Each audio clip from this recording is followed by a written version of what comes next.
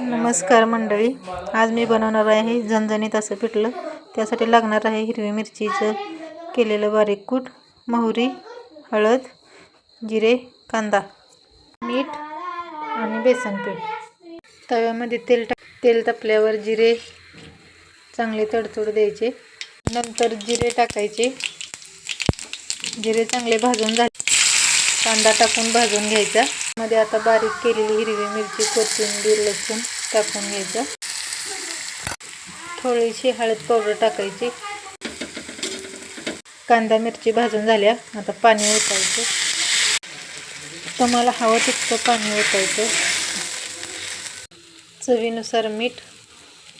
पाण्याला उकळी आलेली आहे, गॅस मिडियम ठेवून आता पीठ आपण वैरून घेऊया।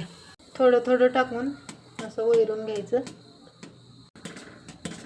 पीठ वैरून झालेलं आहे, 5 मिनिटं शिजू द्यायचं। वरून थोडीशी कोथिंबीर घालायची। पिठलं बनवून तयार आहे, भाकरी किंवा चपाती सोबत खाऊ शकता।